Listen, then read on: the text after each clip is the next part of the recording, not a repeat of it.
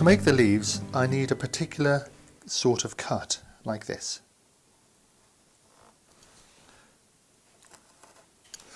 This cut I've shown you in the high angle grip project. So it's 2 scoops with the corner at an angle. One like this, and the other on the other side like this. And the corner of this tool descends down into the bottom of the cut and meets the one on the other side. So it makes a little lozenge shape like this. So that's the basic cut we're going to do over and over again. But to line the leaves up, what I do is I start with some stab cuts, quite light stab cuts like this, and I mark out where the leaves are going to be. I'm going to start with a little group of 5 petals here. And they don't have to be all symmetrical. In fact, the more asymmetrical you can make them, the better. So having made my little 5 groups there like that, I make my stab cut, my scooping cut here to one side, here to the other, but leaving a little ledge between the stab cut and the scoop cut here. So I'll put another one here, and you're going to have to deal with the grain and just let them join up in the middle where they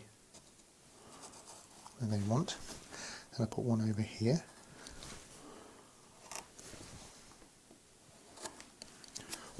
Try and make each one clean before you leave it.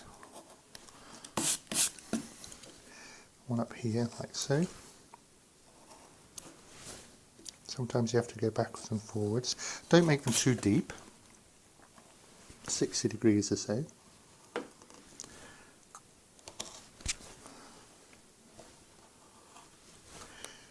Like that. So when you've got one set of little leaves, you start putting the next one in the same way. You mark from the inside like this, from the inside of 2 petals. Start the next one over here somewhere.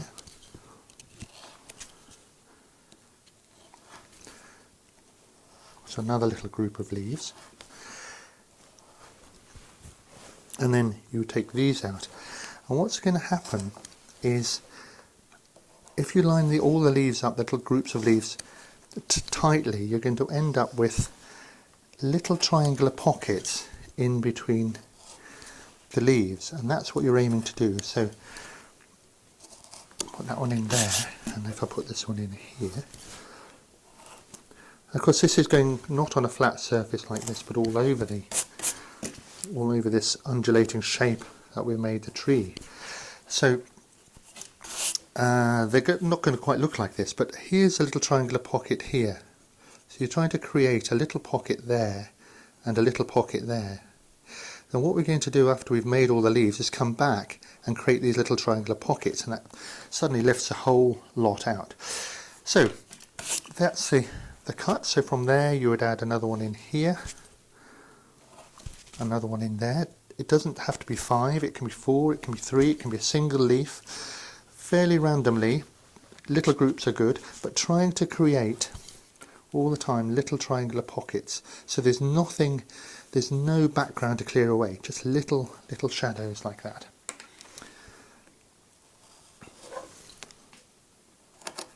If the wood breaks out, then try and keep it as clean as possible, but a little bit of that won't matter too much.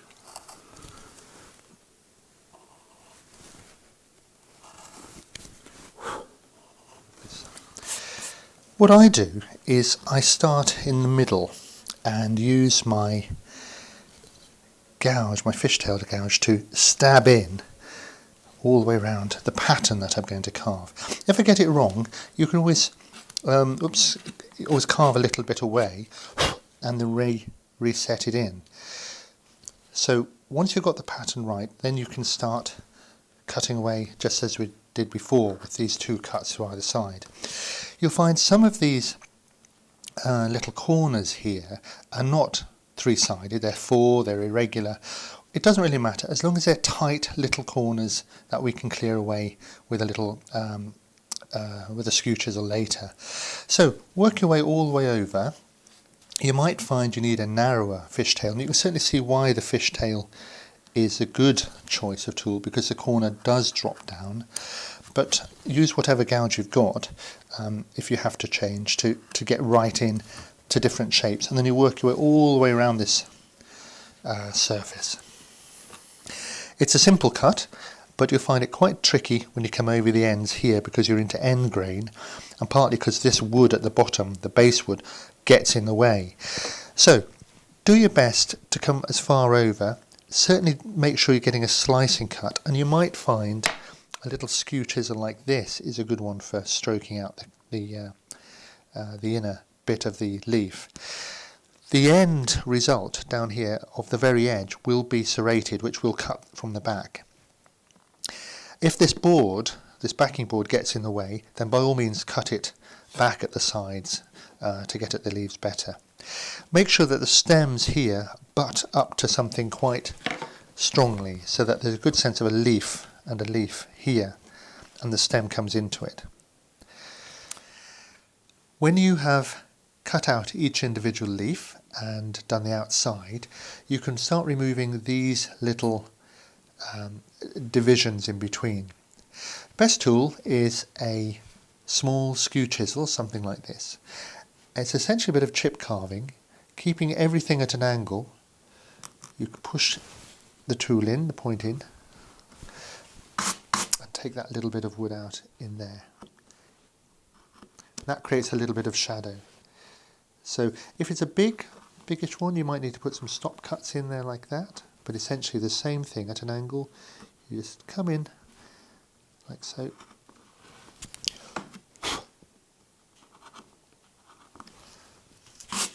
And take out a little chip. Now, depending on the shape of the little piece of wood here, you might need to make 4-sided or 5-sided or different shapes. It doesn't matter. Whatever's needed, just nick it away. Then, to give a little bit more shadow, you can make a punch, either something like this, which is from an old bolt, or from nails. This is just an ordinary carpenter's nail, and I've ground off the ends to give a triangular shape. Here's one that's actually square shape, and you can tap those neatly into that shadow there and accent it a bit more.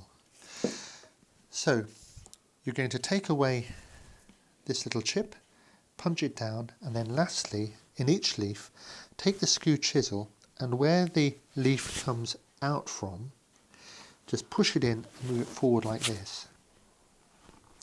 What that does is it gives it another little bit of an accent, a little bit of a shadow. So this is what you have to do, working all the way over, taking these little chips of wood out until you've worked over the whole of the tree.